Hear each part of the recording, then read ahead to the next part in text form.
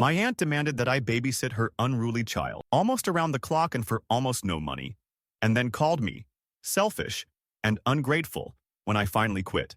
I remember the moment I first heard about the babysitting job as if it were yesterday, a sunny afternoon, only a few weeks into my junior year of high school. My mom was scrolling through Facebook on her phone when her eyes lit up and she waved me over. "Hey," she had said, sounding too enthusiastic for such a simple announcement. "Your aunt, well, my distant cousin, but we'll just say aunt, needs a babysitter for her daughter after school. You've been looking for a way to make money for a car, right?" It seemed perfect at first. I was taking a full schedule of classes, mostly honors and AP courses, and an online college class on top of that. Time was limited, but if my aunt, who lived in the same town, only needed me a few hours after school, it wouldn't disrupt my life too much. $50 to $100 a week sounded all right for a handful of hours. And honestly, I'd be able to save some money for a used car, or at least build a little nest egg for when I finally did find the perfect deal. The plan was simple. Right after school, I'd just hop on the bus with her 7-year-old daughter and spend a few hours until my aunt got home. Easy, right? For the first few weeks, it was more or less exactly that. I'd show up, help the kid with homework or turn on a movie.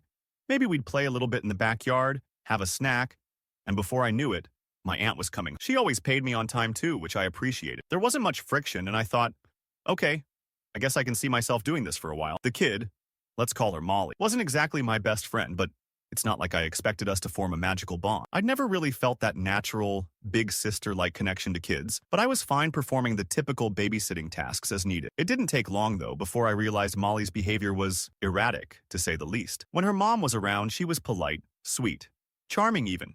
But the instant her mom left the house, her personality flipped. One day, she whined for a can of frosting as an after-school snack. I laughed, thinking she was kidding. But when she saw I wasn't going to give her the entire can, she bolted straight for the front door, flung it open, and sprinted off the porch. I chased after her, terrified she might run into the street. Her excuse when she finally let me catch up to her was that she needed to get away from me because I was being mean. A few days later, she wanted to skip her inhaler before playing outside, and when I insisted she use it, her mother had given me strict instructions. She started fake gasping for air. My panic rose.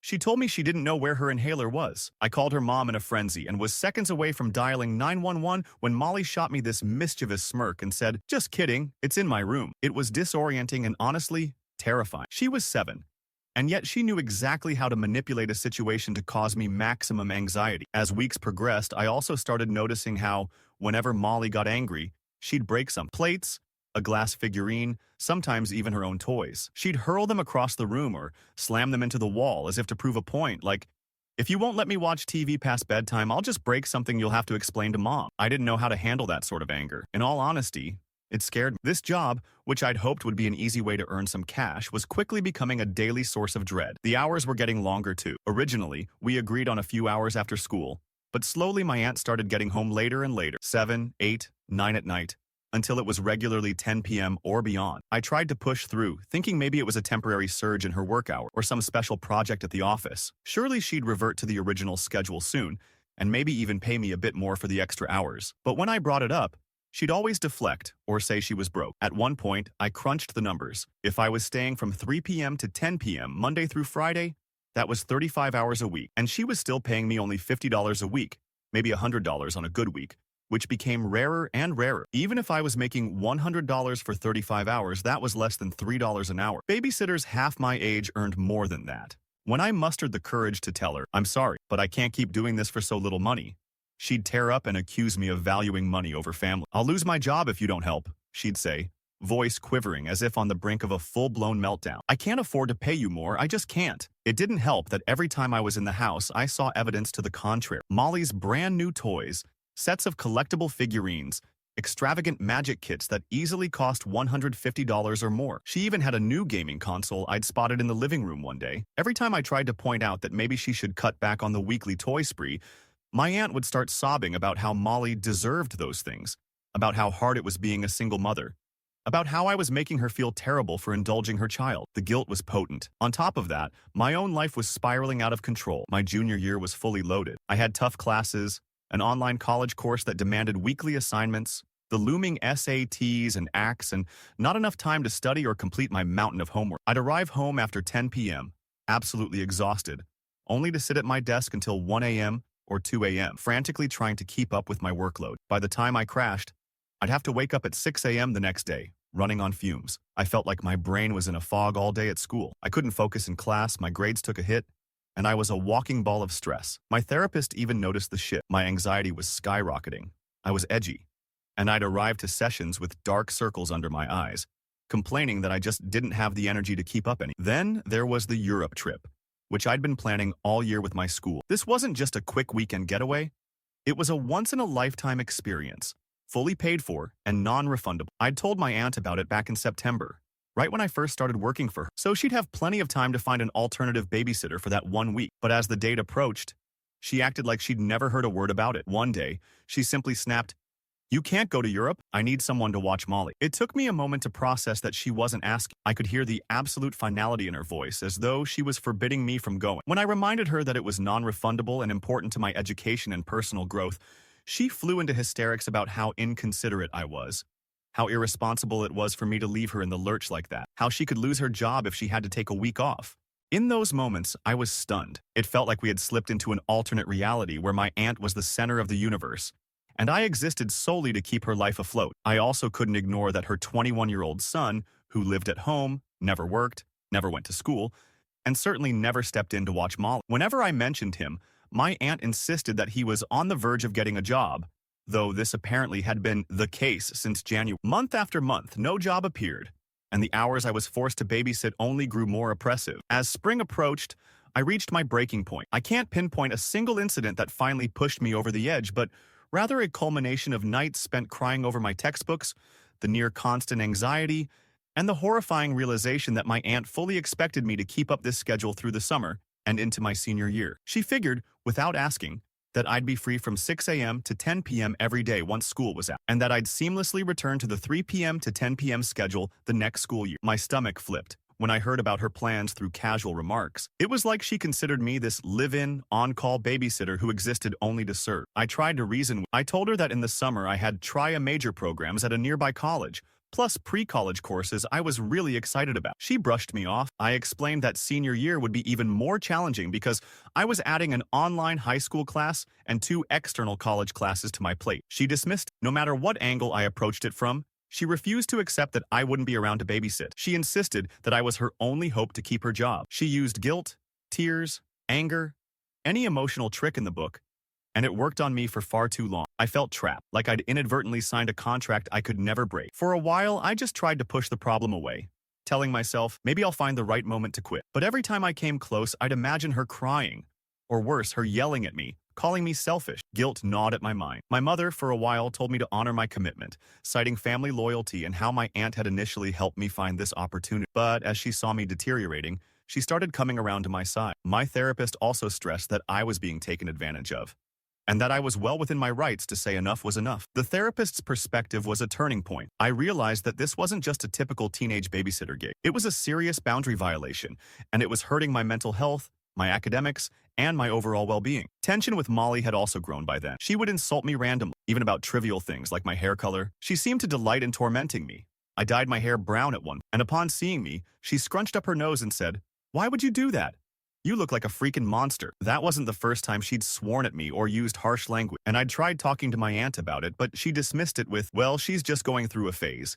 She's upset about her dad not being around." There was always an excuse. Day in and day out, I kept getting the message that none of my feelings mattered, that the world revolved around Molly's meltdown schedule. The final push came just before my Europe trip. I was leaving on a Monday morning, and the day before, I decided to be strategic. I figured if I quit right before I left, she wouldn't be able to manipulate me back into staying because I'd be out of the country with no phone service. So that Sunday, after a grueling afternoon of babysitting that ended around 10 p.m., my aunt was driving me home. She liked to say that the gas money for the short drive was part of why she couldn't pay me, which never failed to irritate. We pulled up in front of my house, and before I got out of the car, I looked over. My stomach twisted in knots, my heart hammered in my chest, but I kept my face as calm as I could. "I need to talk to you about something," I started, and she frowned. "I'm not going to be able to keep babysitting after I get back from the trip." She rolled her eyes. "We've discussed this trip enough," she snapped. "You still shouldn't be going. It's inconsiderate. But fine, you made your choice. If you miss a week, you miss a week." "No, I mean at all," I clarified. "Once I get back, I won't be able to babysit any. My grades are—" She cut me off with a dramatic gesture, flailing her hands in the air. "Don't tell me you're quitting. You can't just do that. I need you." Her voice had that shrill, desperate quality I'd come to dread. I took a deep breath and listed my reasons one by one. My grades were failing, I had college finals coming up, I couldn't control her daughter's behavior, and I was exhausted. I pointed out that she barely paid me, though she tried to jump in right there and promise me more money. By then, I knew it was just another manipulation. She'd said it before, and it never materialized. Besides, at that point, it wasn't even about the money. I was done being disrespected and exploited. "You've got to understand," I said, sounding calmer than I felt. "This was never supposed to be a full-time job. I'm a junior in high school. I can't do this anymore." Her eyes brimmed with tears. "But your family, and if you're so worried about money, I can figure something out in a few months, but you can't just leave me now. Who else will watch her?" She was using the same tired lines. Then she reached for my arm, as if that would prevent me from fleeing the car. "I thought you cared about us." "I do, but I also need to care about myself," I said soft, though I doubted it registered as anything but betrayal for her. She launched into the typical accusations. Selfish, irresponsible, letting her down, forcing her to lose her job. I had braced myself for this exact monologue. It stung, but I knew I had to stand firm. There was no going back. If I gave an inch, she'd take a mile. After letting her yell at me for another few minutes, tears streaming down her face, I said a quick, "I'm sorry you feel that way," and left the car. My hands were shaking as I unlocked the door to my house. I felt physically sick from the anxiety. My mom must have seen my expression because she immediately asked, "What's wrong?" And so, for the 1,000th time, I explained. This time, though, I was unwavering in my stance. I told her exactly why I refused to keep babysitting, how it was hurting my academic future. To my relief, for once, she actually understood and sympathized. "She can't expect you to devote your life to this," my mom said, anger flaring behind her eyes. "I'm going to have a word with her. You did your part. You've been more than generous with your time." And she did. The next day, while I was frantically packing for my trip, my aunt called. I let it ring. When the phone started blowing up with texts about how I needed to come in tomorrow because she was working, my mom grabbed the phone from my hands and replied that I was no longer babysitting. My grades were failing, and it just wasn't an option. My aunt apparently fumed at my mom. They argued, my aunt claiming that I was just lazy and not adult enough to handle working while keeping up with school. That only made my mom angry. I could hear her from the next room, her voice edged with fury. "She's a teenager. She's not your live-in nanny. Get your adult son to help," and so on. It was tense.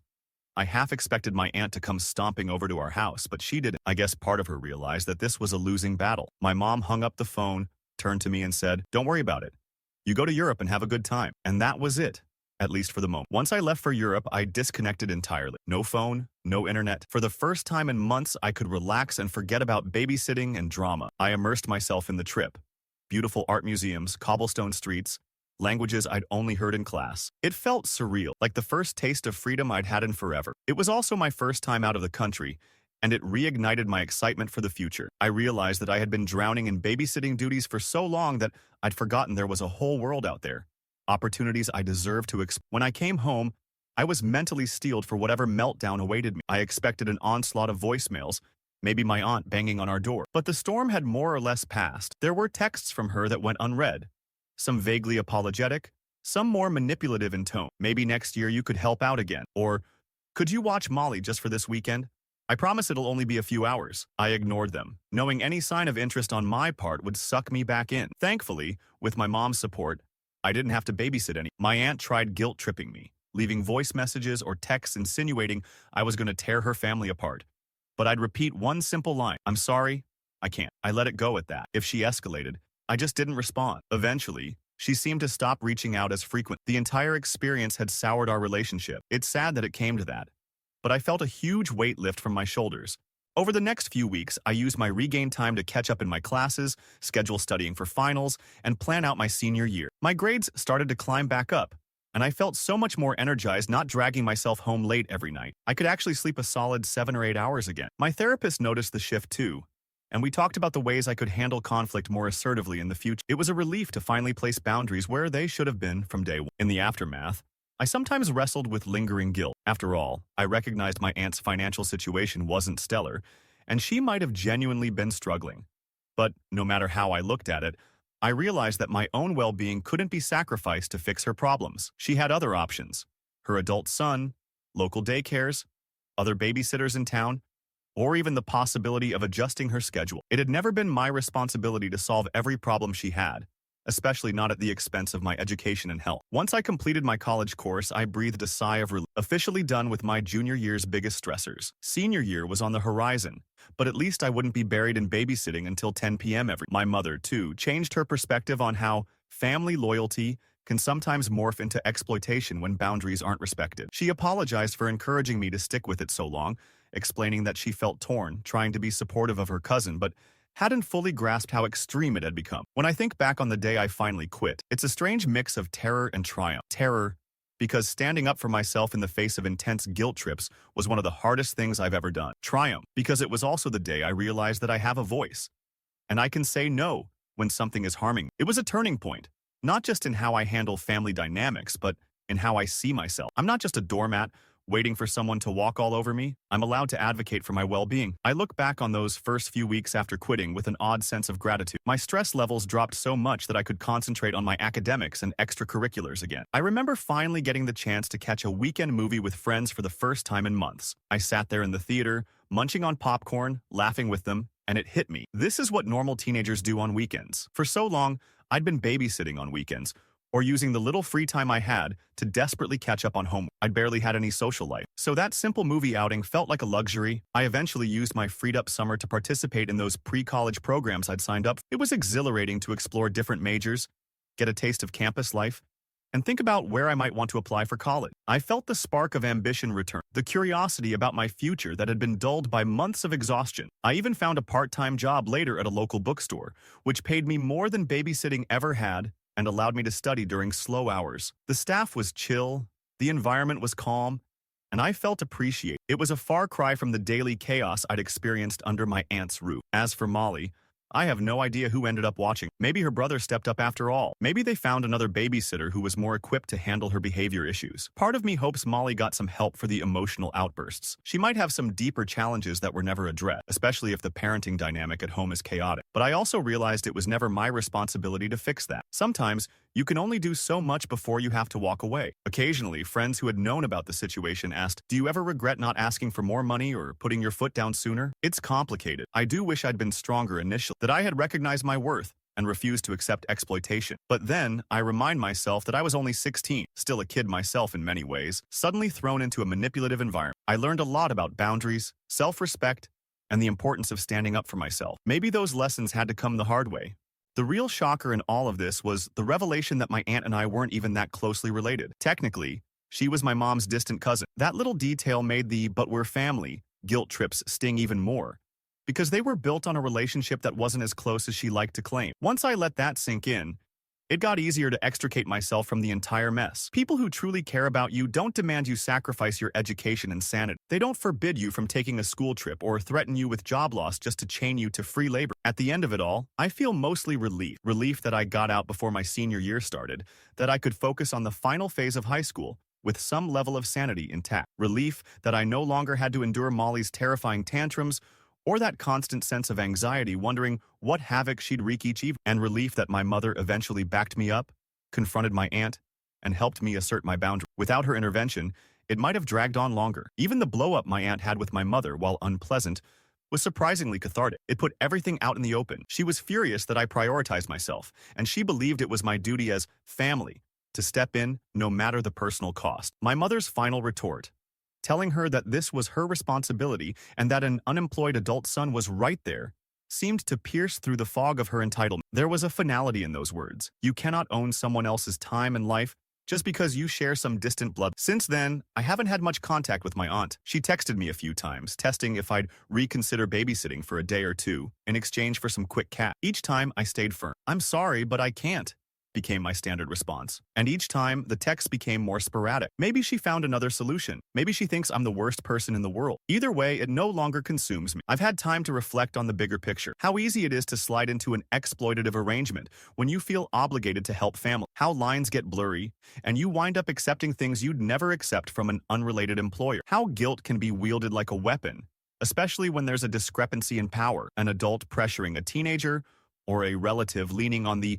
"but we're related" angle. It taught me the crucial difference between being compassionate and being a doormat. Compassion is a beautiful quality, but it's not infinite. You have to balance it with self-preservation and a healthy recognition of your own needs. Now, as I gear up for senior year, I feel lighter. I can see the future with optimism again. I have a chance to pursue extracurriculars I enjoy, maybe join a club or volunteer somewhere that doesn't drain me. I can focus on my college applications, retaking the SATs if I want to improve my score. My schedule will still be packed, but at least it'll be packed with things that matter to me, not an unending babysitting gig that left me broke and exhausted. And if I ever find myself in a similar situation in the future, maybe in college or beyond, I'll remember this experience. I'll remember how the fear of confrontation can paralyze you, but how liberating it is once you finally speak up. I'll remember that it's okay to say no, that it's necessary sometimes, and that real family or genuine friends will respect your boundaries rather than trample. For anyone reading this who might be stuck in a similar situation, where family or friends are pushing you into unreasonable obligations, you deserve to weigh your own well-being. You're allowed to refuse. Sometimes the hardest word to say is no, but once you do, it can open the doors to a life that actually fits you, not one that drains you day after day. In the end, I realized my junior year was crucial for my future. I couldn't let it be derailed by an exploitative arrangement. My final conversation with my aunt, short and dramatic as it was, felt like a release of months of pent-up stress. When she threw out her usual threats and accusations, I stayed calm, because I knew I was right. My grades were tanking, my mental health was suffering, and she was spending far more on her daughter's toys than she ever offered me. If she truly cared, she wouldn't have demanded I sacrifice everything. That knowledge gave me the courage I needed. So here I am, finished with the babysitting nightmare, done with those 3 p.m. to 10 p.m. marathons. I'm heading into senior year with a revived determination to excel, maybe join some clubs, and actually enjoy my final year of high school. I no longer feel weighed down by this enormous responsibility that was never mine to bear in the first place. My mother, once she saw the toll it was taking, supported my decision and shielded me from further drama. My aunt, furious as she was, ultimately had to accept it. And if she never forgives me, so be it. I can live with that. It's far better than living with the endless dread that had become my everyday reality. That's how it all ended. I'm out. I'm free. Sometimes it still feels surreal, but mostly, I feel great for the lesson that I have a say in my own life, and that no amount of guilt or sob stories should overshadow my right to protect my future. If babysitting for an hour or two after school had been the real deal from the start, I might have kept doing it without complaint. But what it turned into was something unsustainable, unhealthy, and unfair. I had no choice but to walk away. I might get a new job soon, maybe a retail gig or something part-time in a quiet cafe, where the hours are clear and the pay is agreed upon without emotional black. That's all I really wanted in the first place. A simple arrangement where I could earn some money for a car, maintain my grades, and still have time to be a normal teenager. Now, I finally have that chance, and it feels incredible. So, that's the story of how a casual after-school babysitting job turned into a toxic marathon with no foreseeable end, until I found the courage to say no more. It's also the story of how I learned that sometimes putting yourself first isn't selfish. It's necessary. And if that means a few people wind up disappointed in you, that's a price worth paying. Because in the end, your life is your own, and no one, family or not, should be allowed to take that away from you.